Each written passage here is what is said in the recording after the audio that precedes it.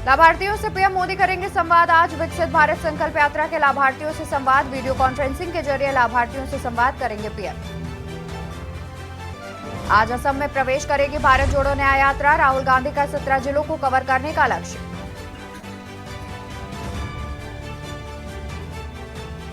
संसद सुरक्षा चूक मामला, आरोपियों की जमानत पर सुनवाई आज। दिल्ली पुलिस ने याचिका का विरोध किया, कहा जमानत मिलने से जांच प्रभावित होगी। राजस्थान समेत 5 राज्यों में शीतलहर का अलर्ट। एमपी में सीवियर कोल्ड की चेतावनी। जम्मू कश्मीर, लद्दाख, उत्तराखंड में बर्फबारी के आसार। योगी कैबिनेट की अहम बैठक आज। कैबिनेट बैठक में कई प्रस्तावों पर लगेगी मुहर। लोक भवन में होगी योगी कैबिनेट की अहम बैठक। प्राण प्रतिष्ठा का दिन 3 राम की मूर्ति आज गर्भगृह में पहुंचेगी। राम यंत्र पर स्थापना। लता मंगेशकर चौक पर कमांडो तैनात। आप देख रहे हैं की न्यूज, खबरों का सारथी।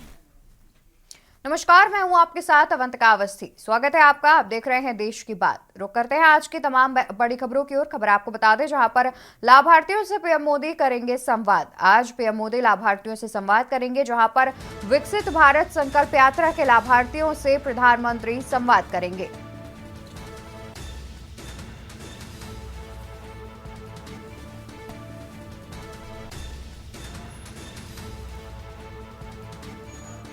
तो आपको बता दें कि वीडियो कॉन्फ्रेंसिंग के जरिए प्रधानमंत्री नरेंद्र मोदी लाभार्थियों से संवाद करेंगे।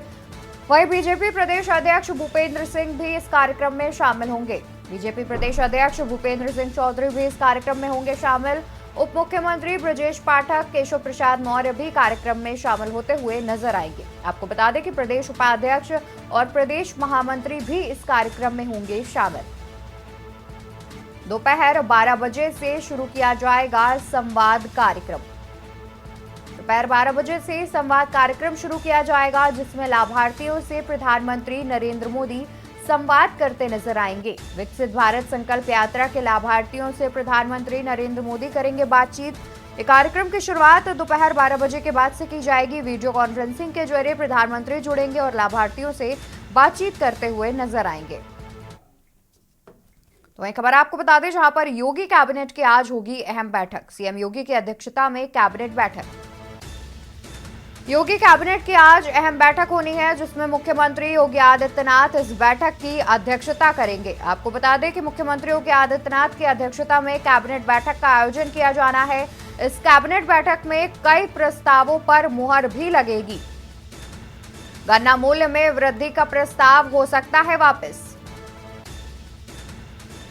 गन्ना मूल्य में वृद्धि का प्रस्ताव पास हो सकता है। माफ कीजिएगा, गन्ना मूल्य में वृद्धि का प्रस्ताव पास हो सकता है। 20 से 25 रुपए प्रति क्विंटल की वृद्धि का प्रस्ताव हो सकता है पास। अयोध्या से जुड़े प्रस्ताव भी पास हो सकते हैं। लोक भवन में की जाएगी योगी कैबिनेट की अहम बैठक। योगी कैबिनेट की आज होगी अहम बैठक। अहम जानकारी हम आपको बता रहे हैं, जहां पर मुख्यमंत्री योगी आदित्यनाथ कैबिनेट बैठक की अध्यक्षता करते नजर आएंगे। इस बैठक में कई अहम प्रस्तावों पर भी मुहर लग सकती है।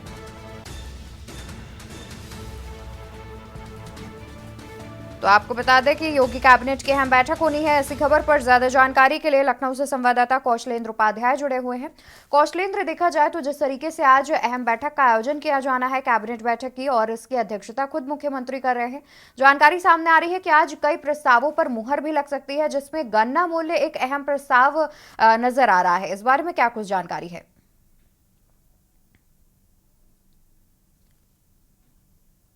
कौशलेंद्र, क्या आप तक आवाज पहुंच रही है? जी,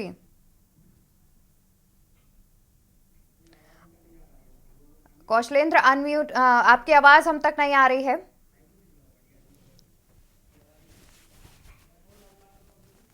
तो हम अपने संवाददाता से एक बार फिर से जुड़ने का प्रयास करेंगे। आपको बता दें कि मुख्यमंत्री योगी आदित्यनाथ आज कैबिनेट बैठक करेंगे। इसकी अध्यक्षता खुद मुख्यमंत्री करेंगे। इस बैठक में कई प्रस्तावों पर मुहर लग सकती है, जिसमें गन्ना मूल्य में वृद्धि का प्रस्ताव पास किया जा सकता है। आपको बता दें कि गन्ना मूल्य में करीब 20 से 25 रुपए प्रति क्विंटल की वृद्धि का प्रस्ताव पास किया जा सकता है। अयोध्या से जुड़े प्रस्ताव भी पास हो सकते हैं। अहम जानकारी आपको बता रहे हैं, लोक भवन में की जाएगी योगी कैबिनेट की अहम बैठक। योगी कैबिनेट की आज होगी अहम बैठक। बड़ी जानकारी आपको बता दें, जहां पर मुख्यमंत्री योगी आदित्यनाथ खुद इस कैबिनेट बैठक की अध्यक्षता करेंगे और इस बैठक में कई प्रस्तावों पर मुहर भी लग सकती है। कैबिनेट बैठक में कई प्रस्तावों पर लगेगी मुहर। गन्ना मूल्य में वृद्धि का प्रस्ताव हो सकता है पास।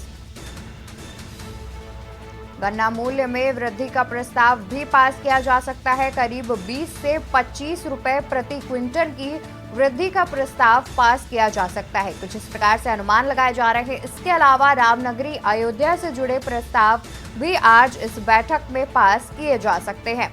लोक भवन में योगी कैबिनेट की आज अहम बैठक होनी है, जिसमें कई प्रस्तावों को पास किए जाने की बात चल रही है। खबरें अभी और भी हैं, उससे पहले यहाँ रुकेंगे एक छोटे से ब्रेक के लिए। आप देख रहे हैं के न्यूज, खबरों का सारथी। ब्रेक से वापस आ चुके हैं, रुक करते हैं खबरों की ओर। ब्रेक पर जाने से पहले हम बात कर रहे थे, जहां पर आज योगी कैबिनेट की एक अहम बैठक होनी है और इसकी अध्यक्षता खुद मुख्यमंत्री योगी आदित्यनाथ करेंगे। और इसी खबर पर ज्यादा जानकारी के लिए हमारे साथ संवाददाता कौशलेंद्र उपाध्याय जुड़े हुए हैं। कौशलेंद्र, देखा जाए तो जिस तरीके से आज योगी कैबिनेट की एक अहम बैठक होनी है, जिसमें कई प्रस्ताव पास होंगे, मुख्य रूप से अयोध्या के लिए कई प्रस्तावों की बात आ रही है और देखा जाए तो 22 तारीख को प्राण प्रतिष्ठा भी है, उससे पहले कई प्रस्ताव पास हो सकते हैं। इसको लेकर के क्या कुछ जानकारी है?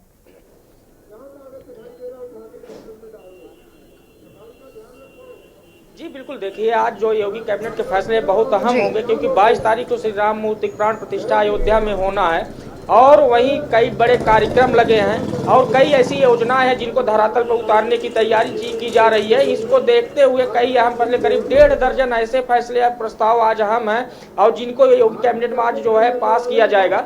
उसी में सबसे महत्वपूर्ण किसानों का मुद्दा है। देखिए, जो किसान समर्थन मूल्य को लेके जो धरना प्रदर्शन तमाम ऐसी जगहों पे जो है विवाद स्थिति बनती थी, उसको लेके आज एक अहम बैठक होने जा रही है, जिसमें करीब 20 से 30 रुपए जो है क्विंटल जो है गन्ने का मूल्य बढ़ाया जाएगा और जो कि अब मूल्य जो है वो करीब 360 के पार पहुंच जाएगा क्विंटल के हिसाब से। और अगर आज अयोध्या को देखते हुए जो अयोध्या की जो एक जो रूपरेखा बनी है, जो तैयार किया गया है, जिसको देखा जाए तो उसमें कई ऐसे प्रस्ताव हैं जो इस यहाँ के लिए बहुत महत्वपूर्ण रखते हैं, क्योंकि 22 तारीख के बाद भी जो यहाँ पे दर्शनार्थी, जो आम पब्लिक के लिए जब यहाँ दर्शन के जो है लिए मंदिर खोला जाएगा तो कई लोग यहाँ पे आएंगे। तो उसको देखते हुए कई ऐसे हैं, जैसे सड़क से लेके तमाम ऐसी सुविधाएं हैं या एयरवेज से लेके जो भी चीजें हैं, उन सबको देखते हुए कई अहम फैसलों पे आज फैसला लिया जाए, कई अहम प्रस्ताव में फैसला लिया जा सकता है। और ये जो बैठक होगी सबसे महत्वपूर्ण होगी, क्योंकि 22 तारीख को प्राण प्रतिष्ठा को देखते हुए और जो किसानों की जो मांग है उसको देखते हुए फैसले लिए जाएंगे। जी कौशलेंद्र, और साथ ही देखा जाए तो जिस तरीके से प्राण प्रतिष्ठा की तारीख नजदीक आ रही है और उससे पहले कैबिनेट में कई अहम प्रस्ताव पास होंगे, तो अयोध्या वासियों को काफी बड़ी सौगात मिलने की भी आस एक जो है वो जग रही है। देखा जाए तो आखिर ऐसे क्या अनुमान लगाया जा रहा है कि कौन कौन से प्रस्ताव हैं अयोध्या वासियों के लिए जो कि आज पास किए जा सकते हैं?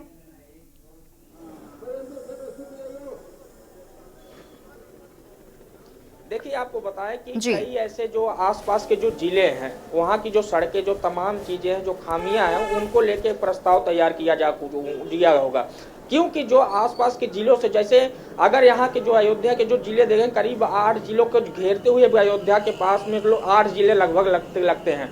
उनको देखा जाए, अगर लखनऊ से आप जो है अयोध्या की तरफ जो आते हैं, तरी सड़क ठीक है, लखनऊ एयरबेज तमाम है, अब अयोध्या इंटरनेशनल एयरपोर्ट हो चुका है जो यहाँ पे, उसको देखते हुए कई ऐसे फैसले हो सकते हैं जो अयोध्या वासी के दर्शनार्थी श्रद्धालुओं के लिए एक अलग एक प्रस्ताव, एक खाका तैयार किया। जो विकास की बात की जाती है कि अगर विकास अगर देखना हो तो आप अयोध्या को देखिए, तो विकास आपको पूरा दिख जाएगा, क्या स्थितियां हैं, कैसे बनाया गया है।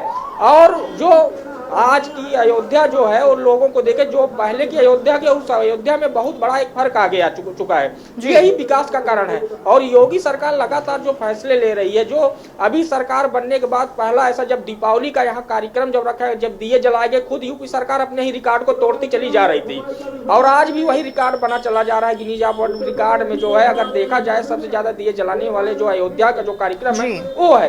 तो इस तरह के तमाम ऐसे फैसले लिए जा सकते हैं जो अयोध्या के लिए बहुत महत्वपूर्ण, जो अयोध्या वासियों के लिए महत्वपूर्ण, और यही नहीं पूरे देश विदेश के लिए भी, क्योंकि सबकी निगाह अयोध्या पे टिकी हुई है। बिल्कुल, जाहिर तौर पर देखा जाए तो कहीं ना कहीं ये बहुत ही अच्छी बात भी नजर आ रही है, क्योंकि एक और प्राण प्रतिष्ठा तारीख आ रही है, वहीं दूसरी ओर अयोध्या वासियों के लिए काफी प्रस्ताव भी पास हो सकते हैं, जिसको लेकर के लोगों में काफी खुशी का माहौल देखने को मिलेगा। बहुत शुक्रिया कौशलेंद्र आपका, आप हमारे साथ जुड़े रहिए, हम लगातार आपसे अपडेट लेते रहेंगे। तो आपको बता दें कि आज योगी कैबिनेट की एक अहम बैठक होनी है, जिसकी अध्यक्षता खुद मुख्यमंत्री योगी आदित्यनाथ करेंगे। बढ़ते हैं खबरों में, बात करते हैं राजधानी लखनऊ की, जहां पर बीजेपी एमएलसी प्रत्याशी दारा सिंह चौहान आज करेंगे नामांकन। बीजेपी एमएलसी दारा सिंह चौहान आज करेंगे नामांकन। मुख्यमंत्री योगी, यूपी अध्यक्ष भूपेंद्र चौधरी भी रहेंगे मौजूद। डिप्टी सीएम केशव प्रसाद मौर्य और ब्रजेश पाठक भी रहेंगे मौजूद। सुबह लगभग 11:30 बजे दारा सिंह चौहान करेंगे नामांकन। भारतीय जनता पार्टी के विधान परिषद सदस्य प्रत्याशी दारा सिंह चौहान सुबह नामांकन करते हुए नजर आएंगे। इसमें मुख्यमंत्री योगी आदित्यनाथ, यूपी अध्यक्ष भूपेंद्र सिंह चौधरी भी मौजूद रहेंगे। इसके अलावा दोनों डिप्टी सीएम भी मौजूद रहेंगे। सुबह लगभग 11:30 बजे दारा सिंह चौहान करेंगे नामांकन।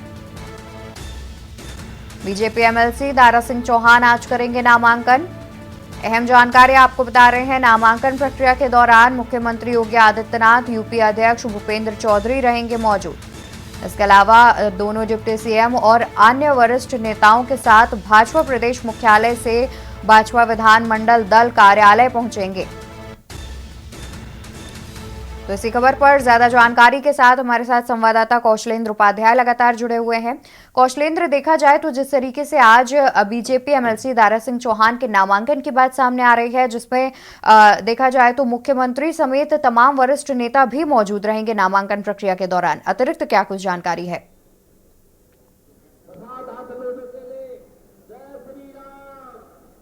देखिए, आपको बताएं, आज जो ये नामांकन होगा, ये बहुत बड़ा राजनीतिक दिन है, और उत्तर प्रदेश विधानसभा चुनाव के बाद जो है, जब उपचुनाव घोषित में हुए थे, क्योंकि दारा सिंह चौहान जो 2022 चुनाव से पहले समाजवादी पार्टी में शामिल हो गए थे। आपको पता होगा, जब वहां से चुनाव घोषित से चुनाव समाजवादी पार्टी के ही सिंबल पे लड़े और चुनाव जीत गए। लेकिन क्योंकि जो आदमी के अंदर लालसा मंत्री बनने, क्योंकि दारा सिंह चौहान जब भी जो है अगर सरकार में रहे तो मंत्री पद के बगैर रह नहीं पाए। आज भी उनकी वही स्थिति है। उनको अगर देखा जाए, जब इस बार वो बीजेपी में, क्योंकि समाजवादी पार्टी से उन्होंने विधानसभा सदस्यता से अपनी इस्तीफा दिया और फिर वहां उपचुनाव हुआ, लेकिन उपचुनाव में उनके हाथ हार लगी और भारतीय जनता पार्टी को ये सीट गंवानी। क्योंकि हालांकि अगर देखा जाए तो समाजवादी पार्टी के ही पक्ष में जो है वो पहले भी ये सीट थी और उसके बाद जब उपचुनाव हुए तब भी आई। लेकिन अब क्योंकि भारतीय जनता पार्टी अगर उनके पास आए हैं और विधानसभा सदस्य थे, उसके बाद इस्तीफा देकर भारतीय जनता पार्टी में आए थे, तो उनको इस एमएलसी के पद के लिए जो है वो चुना गया। और आपको बताइए, एमएलसी का जो पद जो आज रोज पे नामांकन करने जा रहे हैं, ये पूर्व उप मुख्यमंत्री डॉक्टर दिनेश शर्मा की जो है सीट थी, क्योंकि दिनेश शर्मा अब राज्यसभा जा चुके हैं। अब ये सीट खाली, करीब 3.5 साल का कार्यकाल इसमें बचा हुआ है। अब उसी को देखते हुए आज ये नामांकन करेंगे। और अभी आप इस नामांकन को आप मत देखिए, पूरे सिनेरियो को देखिए, क्योंकि दारा सिंह चौहान से जुड़े अभी ओम प्रकाश राजभर ऐसे तमाम लोग हैं जो कई अभी मंत्री पद के दावेदारी के लिए देखिए जगह जगह पे बोलते रहते हैं। लेकिन अब आज जो नामांकन होगा, उसके बाद 30 तारीख तक इसका रिजल्ट आ जाएगा। हालांकि एमएलसी इन्हीं को बनना है तो तय है, लेकिन जो चुनाव की प्रक्रिया वो पूरा की जाएगी, क्योंकि विधानसभा के अंदर जब आज नामांकन की जाएगा, उसी समय सिनेरियो पूरा तय हो जाएगा। बिल्कुल कौशलेंद्र, और देखा जाए तो जिस तरीके से जब पिछले उपचुनाव हुए थे तो उसके बाद से लगातार दारा सिंह चौहान और ओपी राजभर भी मंत्री पद की दावेदारी कर रहे हैं, और उसके बाद उनके बयानों से भी लगातार ये लगता है कि उनकी इच्छा है कि वो मंत्री पद पर आए बीजेपी में।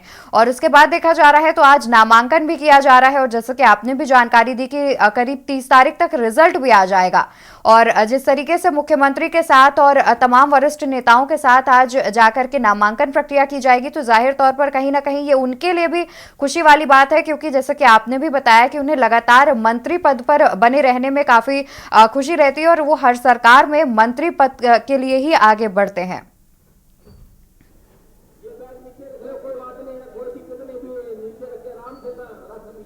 जी बिल्कुल, देखिए आप अगर सिनेरियो को पूरा जी। समझेंगे तो जैसे ओम प्रकाश राजभर हैं 2017 में भारतीय जनता पार्टी के साथ आए और उसके बाद 7 विधायक के साथ खुद कैबिनेट मंत्री बने, उसके बाद जी। उनके लड़के को राज्य मंत्री का दर्जा दिया गया। जी। और क्योंकि दारा सिंह चौहान 2017 में स्वामी प्रसाद मौर्य के साथ ही भारतीय जनता पार्टी में शामिल हुए थे, लेकिन जब 2022 का इलेक्शन आया तो क्योंकि स्वामी प्रसाद मौर्य को जो है राजनीतिक वैज्ञानिक कहा जाता था, लेकिन 2022 में अगर रिजल्ट देखा जाए तो कहीं न कहीं उनका जो वैज्ञानिक वाला वो दौर था वो फेल हो चुका था। जी। उसके बाद दारा सिंह चौहान को लेकर समाजवादी पार्टी में चले गए, समाजवादी पार्टी से चुनाव जीते और चुनाव जीत के विधानसभा भी पहुंच गए, लेकिन कहीं जो मंत्री पद की जो लालसा थी उनके अंदर वो कहीं न कहीं कमी रह गई, जिसके बाद उन्होंने तुरंत इस्तीफा विधानसभा सदस्य से इस्तीफा दिया और भारतीय जनता पार्टी में आकर उपचुनाव लड़ गए। और उस उपचुनाव की जो घोषित उपचुनाव की अगर आप विधानसभा की जो बात करेंगी तो उसमें देखिए पूरी जिम्मेदारी उस समय ओम प्रकाश राजभर को मिली थी। ओम प्रकाश राजभर पूरा दावा कर रहे थे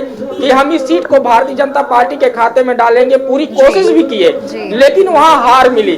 अच्छा, उस हार के बाद दारा सिंह चौहान भी कहीं न कहीं अपने मन को मार के बैठ गए कि अब हमको लग रहा है कि राजनीति से त्याग पत्र। लेकिन जो राजनीति में एक संभावनाओं का जो दौर होता है उन्होंने देखा, अभी उनकी जो फोटो आई जब हारने के बाद वो सीधा के गृह मंत्री अमित शाह से मिलने चले गए, उसके बाद तभी उम्मीद लगा दी गई थी कि राज्यसभा जब दिनेश शर्मा चले गए तो जो सीट खाली हुई है इनके लिए एमएलसी की सीट दी जा सकती है। अब एमएलसी की सीट देने के बाद अगर एमएलसी ये बन गए, उसके बाद जो आगे कभी राजनीतिक गलियारे में जो चर्चा रहती है तो 2024 के जो है लोकसभा की इलेक्शन होने वाला, उसके पहले उत्तर प्रदेश में कैबिनेट का विस्तार हो सकता है, तो उस विस्तार में हो सकता है कि इन दोनों नेताओं को जगह भी मिल जाए और इनकी जो मंशा है वो पूरी हो जाए।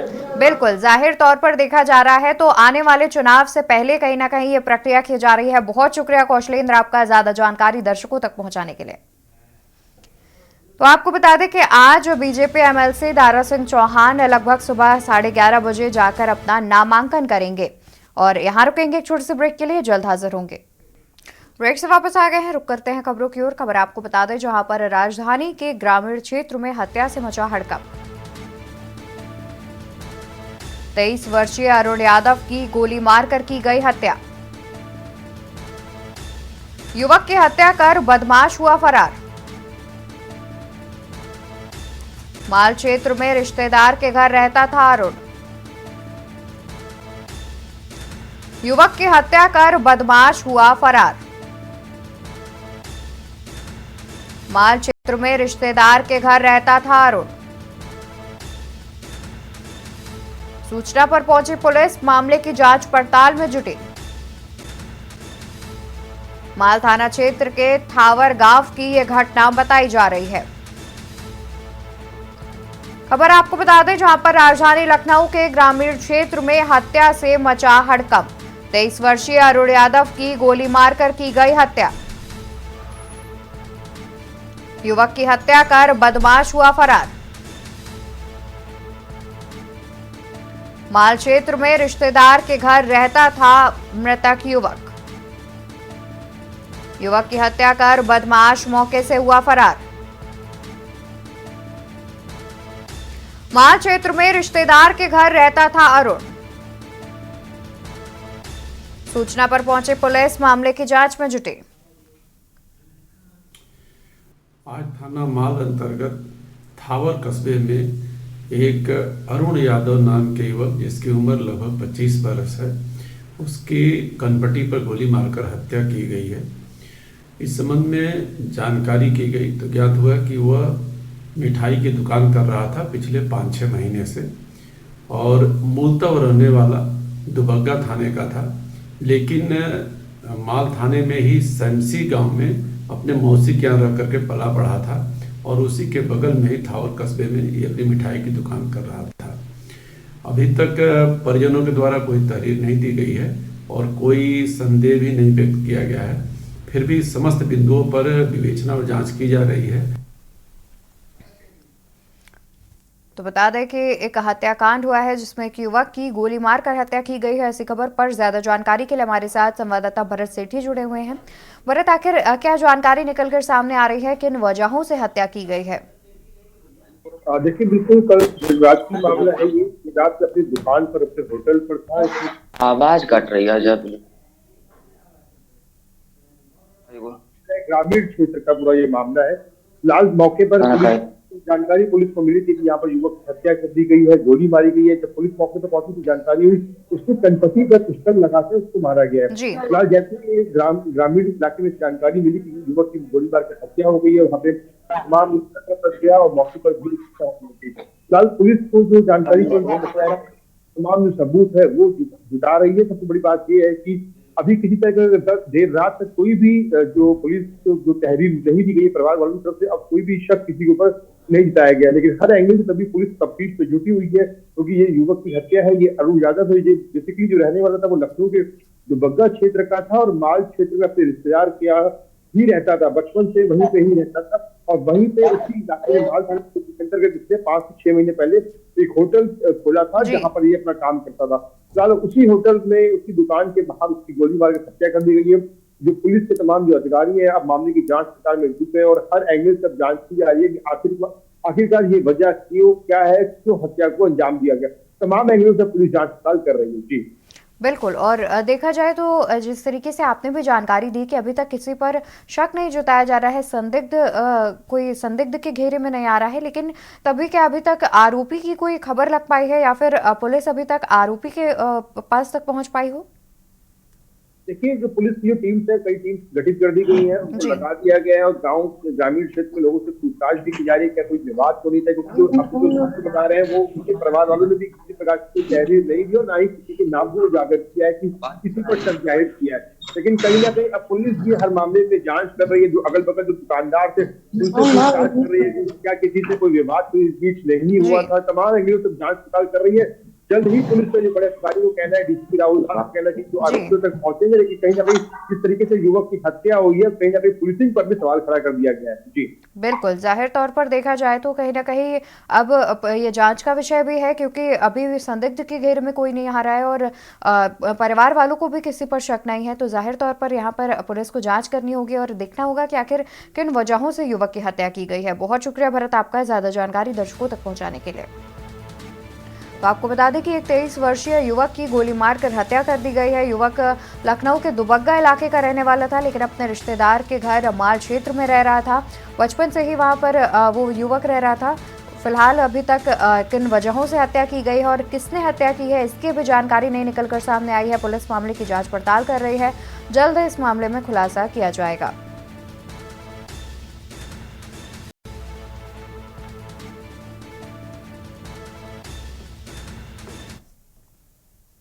वहीं खबर आपको राजधानी दिल्ली से बता दें, जहां पर प्राण प्रतिष्ठा कार्यक्रम को लेकर बोले मुख्यमंत्री। प्राण प्रतिष्ठा कार्यक्रम को लेकर बोले मुख्यमंत्री। पहली बार मुख्यमंत्री केजरीवाल का बयान आया सामने। 22 तारीख को कार्यक्रम खाली रखने के लिए कहा गया, लेकिन उसके बाद अभी तक कोई निमंत्रण नहीं आया। सुरक्षा और वीआईपी मूवमेंट की दृष्टि से केवल एक व्यक्ति को आना है। मैं अयोध्या अपने पूरे परिवार को लेकर जाना चाहता हूं। मेरे माता पिता को अयोध्या जाने का बहुत चाव है, लेकिन निमंत्रण से कोई फर्क नहीं पड़ता। कुछ इस प्रकार से मुख्यमंत्री अरविंद केजरीवाल के बयान सामने आए हैं, जिसमें उन्होंने कहा कि लेकिन निमंत्रण से कोई फर्क नहीं पड़ता। उन्होंने कहा कि मैं अयोध्या जाऊंगा, मैं अयोध्या 22 के बाद चला जाऊंगा। अपने माता पिता और बच्चों को लेकर। तो कुछ इस प्रकार से मुख्यमंत्री अरविंद केजरीवाल के बयान सामने आए हैं, जिसमें उन्होंने प्राण प्रतिष्ठा को लेकर एक बड़ा बयान दिया है। पहली बार प्राण प्रतिष्ठा पर मुख्यमंत्री अरविंद केजरीवाल का बयान आया है सामने, जिसमें उन्होंने कहा है कि 22 तारीख को कार्यक्रम खाली रखने के लिए कहा गया, लेकिन उसके बाद अभी तक कोई निमंत्रण नहीं आया। सुरक्षा और वीआईपी मूवमेंट की दृष्टि से केवल एक व्यक्ति को आना है। मैं अयोध्या अपने पूरे परिवार को लेकर जाना चाहता हूं। मेरे माता पिता को अयोध्या जाने का बहुत चाव है, लेकिन निमंत्रण से कोई फर्क नहीं पड़ता।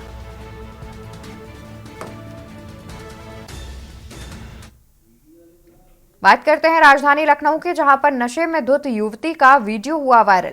समिट बिल्डिंग में नशे में धुत दिखी युवती। पहले भी कई वीडियो हो चुके हैं वायरल। नशे में धुत युवती का वीडियो हुआ वायरल। खबर हम आपको राजधानी लखनऊ से बता रहे हैं, जहां पर समिट बिल्डिंग में नशे में धुत दिखी युवती।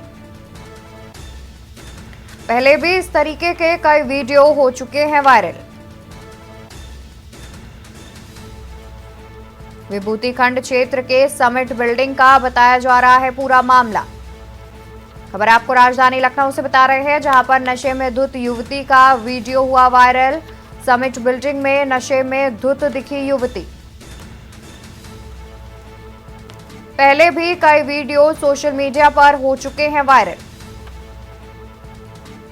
विभूति खंड क्षेत्र के समिट बिल्डिंग का पूरा मामला बताया जा रहा है।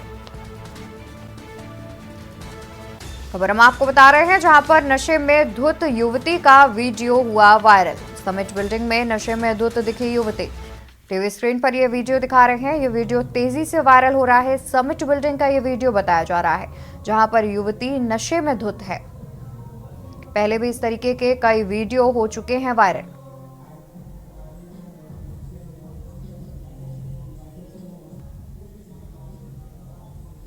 तो यह वायरल वीडियो लखनऊ की समिट बिल्डिंग का बताया जा रहा है। विभूति खंड क्षेत्र में समिट बिल्डिंग स्थित है, जिसमें एक युवती नशे में धुत दिख रही है। आपको बता दें कि समिट बिल्डिंग में इस तरीके के वीडियो पहले भी वायरल हो चुके हैं।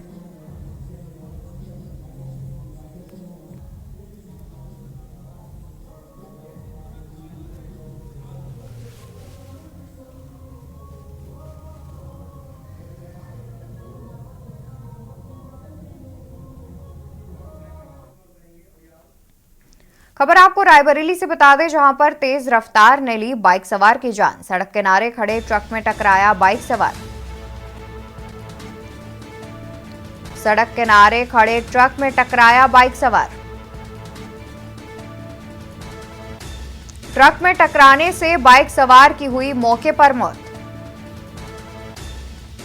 युवक की मौत होने से लोगों में दिखा आक्रोश। नाराज लोगों ने ट्रक पर किया पथराव। मौके पर पहुंची पुलिस ने लोगों को कराया शांत। पुलिस ने शव को पोस्टमार्टम के लिए भेजा। सलोन कोतवाली नगर के परसदेपुर रोड की घटना बताई जा रही है।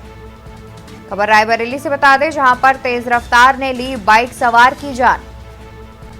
सड़क किनारे खड़े ट्रक में टकराया बाइक सवार युवक।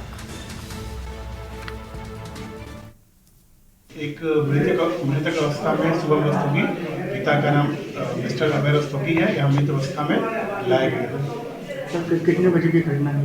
ये करीबन 8:25 की रात की अभी की घटना है। आपके पास जब लाया गया तो मृत अवस्था में था? हाँ, जब अस्पताल लाया गया था कि मृत अवस्था में यहाँ पे लाया गया था।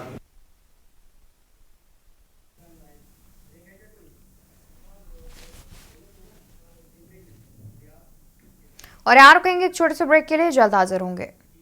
ब्रेक से वापस आ चुके हैं, रुक करते हैं खबरों की ओर। खबर आपको बताते, जहां पर यूपी के कई जिलों में कोहरे और ठंड का कहर। कड़ाके की ठंड लगातार जारी। भीषण ठंड और शीतलहर से तापमान में भारी गिरावट। कड़ाके की ठंड लगातार जारी।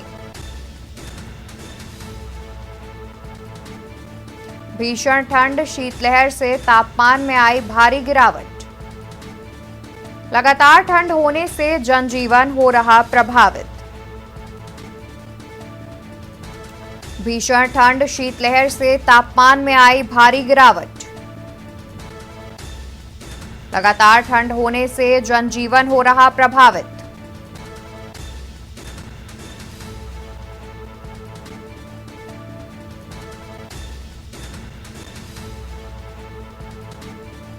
तो बढ़ती ठंड को देखते हुए आमजन को भी परेशानियों का सामना करना पड़ रहा है।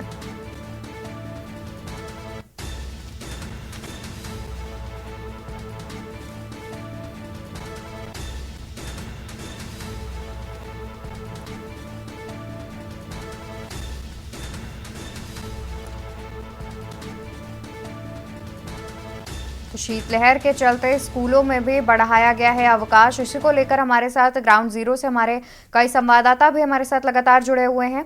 रुक कर लेते हैं सबसे पहले राजधानी लखनऊ का। भरत, आपसे जानना चाहेंगे कि आखिर देखा जाए तो जिस तरीके से लगातार ठंड बढ़ रही है और अभी कुछ दिनों से फिलहाल कोहरा तो देखने को नहीं मिल रहा है, लेकिन अगर बात की जाए राजधानी लखनऊ की तो वहां पर तापमान कितना देखा जा रहा है और साथ ही शीतलहर की वजह से लोगों को परेशानी का सामना करना पड़ रहा है, इस बारे में क्या कुछ जानकारी है? देखिए, निश्चित तौर पर अगर बात करें, अनम्यूट कर लीजिए भरत।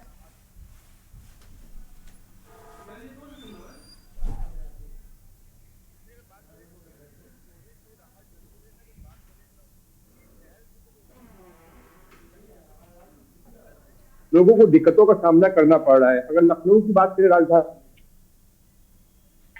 तापमान है वो 6 से 7 डिग्री टेम्परेचर का है, लेकिन कहीं ना कहीं इस तरीके से गलन है और ठंड जो हवाएं चल रही है, जो ठंड कह सकते हैं साफ तौर पर कहीं ना कहीं दिक्कतों का सामना जरूर राजधानी वासियों को करना पड़ा है। और नगर निगम की लापरवाही भी साफ तौर पर देखी जा रही है कि अधिकतर जगह जो अलाव का इंतजाम था वो इस बार देखने को नहीं मिला है। जो ट्रेन पॉइंट निर्धारित किए जाते थे, मिलता था, जहां पर लोगों को राहत मिलती थी, हाथ सेकते थे, वो तमाम जगह अब राजधानी में फिलहाल देखने को नहीं मिल रहा है। कहीं ना कहीं निश्चित तौर पर ये नगर निगम की लापरवाही है। और कई वीडियोस भी ऐसे वायरल हुए जहां पर जो गरीब लोग हैं खुद लकड़ियों का इंतजाम कर रहे हैं। फिलहाल मौसम विभाग ने अगर कहा, जानकारी जो दी है वो कोल्ड डे किया गया है लखनऊ को, क्योंकि ठंड अभी आने वाले दिनों में ठंड से राहत नहीं मिलेगी। गलन भरी जो ठंड है वो अभी जारी रहेगी। लेकिन कोहरे की अगर बात करें, पिछले 2 दिन से कोहरा नहीं है, लेकिन अगर तब भी बात करें, तमाम जो ट्रेनें हैं वो निरस्त कर दी गई है, क्योंकि अन्य प्रदेशों से राजधानी लखनऊ में ट्रेनें आती हैं और ट्रेन आगे से लखनऊ के तमाम जगह जाती है। तो कहीं ना कहीं ट्रेनों के जो यात्री हैं उनको भी दिक्कतों का सामना करना पड़ा है। चाहे बस स्टेशन की बात कर लें, चाहे एयरपोर्ट पर जो फ्लाइट है वो भी लगातार डिले हो रही है। लेकिन कहीं ना कहीं जो समस्याएं हैं वो फिलहाल आने वाले दिनों में कम होती नहीं दिखेंगी। जिस तरीके से मौसम वैज्ञानिकों ने साफ तौर पर कहा है, गलन अभी भी रहेगी और शीतलहरों का सामना राजधानी वासियों को आगे करना पड़ेगा। जी बिल्कुल, यानी कि देखा जाए तो कहीं ना कहीं अभी भी प्रशासन की तरफ से इंतजामों के अभाव देखने को मिल रहे हैं। हमारे साथ लगातार वाराणसी से संवाददाता विकी डे भी जुड़े हुए हैं। विकी, आपका रुख करना चाहेंगे, वाराणसी की अगर बात की जाए तो वहां पर क्या हाल है? प्रशासन की ओर से क्या कुछ इंतजाम किए गए हैं? जिस तरीके से ठंड बढ़ रही है उसको लेकर के क्या प्रशासन पहले से ही तमाम तैयारियां कर चुका है या फिर अभी भी जो है उनकी तैयारियों में अभाव देखने को मिल रहा है? बिल्कुल अवंतिका, आपको बता दें कि वाराणसी में भी जो ठंड का कहर है लगातार जारी है। और आपको बता दें कि बीते दिनों जो है न्यूनतम तापमान को जो है 6 डिग्री सेल्सियस और अधिकतम जो है 16 डिग्री सेल्सियस रिकॉर्ड किया गया। और ठंड इसके साथ साथ शीतलहर जो चली, बर्फीली हवाएं चली, इसके साथ लोगों को बहुत दिक्कत का सामना करना पड़ा। लोग अलाव का सहारा लेकर ठंड से निजात पाने की कोशिश करें, लेकिन ऐसे में जो अभी भी नगर निगम की लापरवाही साफ देखी जा सकती। कई चौराहे, कई जगह ऐसे हैं जहां पे अलाव की व्यवस्था नहीं की जा रही नगर निगम और प्रशासन द्वारा। लोग जो है ठंड से छूटते नजर आ रहे हैं। और कल आपको बता दें, वाराणसी डीएम ने जो औचक निरीक्षण किया रैन बसेरों का, वहां पे भी कुछ कमियां पाई गई। बेड पे कंबल उम्बल नहीं थे। उन्होंने ब्लोअर लगाने की बात कही कि सारे रैन बसेरे पे जो है इतनी ठंड का प्रकोप जो इतना तेज है, इसको देखते हुए उन्होंने ब्लोअर लगाने की बात कही। और इसके बाद आज से जो है ब्लोअर लगाए जाएंगे रैन बसेरों में भी। तो कहीं ना कहीं नगर निगम की जो लापरवाही है वो देखने को मिलेगी इतनी भीषण ठंड में, जो जहाँ पे कोहरे और ठंड के चलते जो है यातायात कह लीजिए, चाहे रेल मार्ग कह लीजिए, हवाई मार्ग कीजिए, रेल जो है कम से 7 घंटे देरी से चल रही है, जिसको आने जाने में लोगों को काफी दिक्कतों का सामना करना पड़ रहा है। और ऐसे में अगर नगर निगम और प्रशासन की तरफ से जब व्यवस्थाएं नहीं की जाती ठंड से निजात पाने के लिए, कंबल वितरण से लेकर जो समाज सेवी हैं बहुत से ऐसे कंबल वितरण कर रहे हैं, लेकिन प्रशासन की तरफ से अभी भी आगे किसी भी प्रकार की कोई निराश्रित जो लोग हैं उनके प्रति जो है अभी भी उनकी रवैया जो ठीक नहीं है। नगर निगम की साफ लापरवाही देखी जा सकती है, जिसको देखते हुए आपको बता दें वाराणसी में स्कूल 12वीं तक की बंद कर दी गई। छोटे बच्चों को 19 तारीख को जो है कोल्ड डे घोषित किया गया। वाराणसी में लगातार ठंड का जो टेम्परेचर है लगातार गिरता जा रहा है। पहाड़ों पे बर्फ गिरने की वजह से जो ठंड का पूरा कहर है इधर आता जा रहा है। तो जिसको देखते हुए स्कूल भी तमाम बंद कर दिए गए हैं, तो लोगों को काफी ठंड का दिक्कत करना पड़ रहा है। लेकिन अब बिल्कुल, देखना ये यानी है कि कि यहाँ नगर पर निगम देखा जाए कि क्या जिस तरीके से ठंड बढ़ रही है और शीतलहर और कोहरे को देखते हुए कहीं ना कहीं स्कूलों में भी छुट्टियां बढ़ा दी गई हैं। और हमारे साथ कानपुर से लगातार संवाददाता अमित शर्मा भी जुड़े हुए हैं। अमित, आपसे जानना चाहेंगे कि जिस तरीके से कोहरा बढ़ रहा है और ठंड की वजह से देखा जाए तो कई ट्रेनें भी लेट होती हैं, विमान भी कई निरस्त कर दिए जाते हैं, तो इसको लेकर के अगर रेलवे स्टेशन की बात की जाए तो रेलवे स्टेशन पर यात्रियों के लिए क्या कुछ सुविधाएं की गई हैं?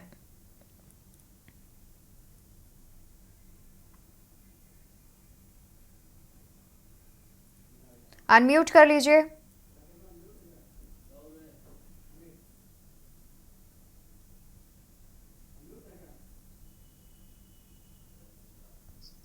जी, आवाज मिल पा रही है मेरी जी आपको? जी अमित। देखिए, कानपुर की जो ट्रेनों की रफ्तार है वो बहुत धीमी हो गई है। 7 से 8 घंटे लगभग ट्रेन लेट चल रही है। ऐसे में जो यात्री हैं दूर दूर के रुके हुए, उनके लिए अलाव की व्यवस्था की गई है। स्टेशन के बाहर प्लेटफॉर्म के पास अलाव की व्यवस्था की गई है। जो स्टेशन पर यात्रियों को रुकने की जगह पर थोड़ी दिक्कतों का सामना करना पड़ रहा है, क्योंकि वो जगह बहुत छोटी है और लोग बहुत ज्यादा मात्रा में रुके हैं। तो ऐसे में उन रहने बसने की व्यवस्था की व्यवस्था की गई है, तरफ से की गई है। कानपुर इस तरीके की कोई व्यवस्था नहीं की गई है, ना ही कोई रहने बसेरा बना गया है। तो ऐसे में जो रेलवे के यात्री हैं, उनको काफी दिक्कतों का सामना करना पड़ रहा है, क्योंकि शीतलहर से पूरी तरह ठंडी अपने प्रकोप प्रचंड रूप से दिक्कतों का सामना करना पड़ रहा है। जी जी बिल्कुल, यानी कि देखा जाए तो कहीं ना कहीं कानपुर प्रशासन ने अभी तक देखा जाए तो काफी ज्यादा तैयारियां तो नहीं की हैं। लगातार हमारे साथ पीलीभीत से भी संवाददाता जुड़े हुए हैं। पीलीभीत से संवाददाता राहुल शर्मा जुड़े हुए हैं। राहुल, आपका रुख करेंगे और आपसे जानेंगे कि पीलीभीत की अगर बात की जाए तो पीलीभीत में प्रशासन ने क्या कुछ इंतजाम किए हैं जिस तरीके से ठंड बढ़ रही है उसको देखते हुए? जी अवंतिका जी, आपको बताना चाहेंगे पीलीभीत में प्रशासन की बहुत बड़ी लापरवाही सामने देखने को मिल रही है। पीलीभीत नगर पंचायत की बात की जाए तो अलाव की व्यवस्था बिल्कुल ना के समान है। रेलवे स्टेशन की बात की जाए, रेलवे स्टेशन के यात्री खुले में लेटे हुए हैं, मगर रैन बसेरा की सुविधा ना के समान है। रैन बसेरा का जो प्रसार भी नहीं कराया, जो यात्री लोगों को पता चले कि रैन बसेरा किस जगह है। पीलीभीत में प्रशासन की बहुत बड़ी लापरवाही। पीलीभीत में शीतलहर का कहर बहुत तेजी से देखा जा रहा है। लगातार घने कोहरे के चलते वाहनों की विजिबिलिटी भी बहुत कम हो चुकी है। बिल्कुल, यानी कि देखा जाए तो कहीं ना कहीं कोहरे की वजह से भी जो वाहन है उन्हें भी आगे बढ़ने में काफ़ी परेशानी हो रही है। और प्रयागराज से लगातार संवाददाता हमारे साथ राहुल मिश्रा भी जुड़े हुए हैं। राहुल, आपका रुख करेंगे और आपसे जानेंगे कि प्रयागराज में अगर व्यवस्था की बात की जाए तो क्या कुछ व्यवस्थाएं की गई हैं, और जिस तरीके से ठंड बढ़ रही है क्या जगह जगह पर चौराहों पर अलाव की व्यवस्था प्रशासन ने की है? आपसे बता दें कि जो प्रशासन का जो नाम है, सिर्फ मोहर लगी है कि प्रशासन व्यवस्था कर रही है, लेकिन जमीनी हकीकत यह है कि यहाँ पे नील बट्टे नील है। नील बट्टे नील क्या है कि या गांव देसी देहात में बोले कि 0/0 है। और हम ये क्यों नहीं करता, दर्शकों को जो जनता है, जनता जनार्दन होती है, उनसे ही बात करवाएंगे क्या व्यवस्था है और क्या नहीं व्यवस्था है। हम नहीं करते, हम जो सामने उनसे करवाते हैं। बिल्कुल, को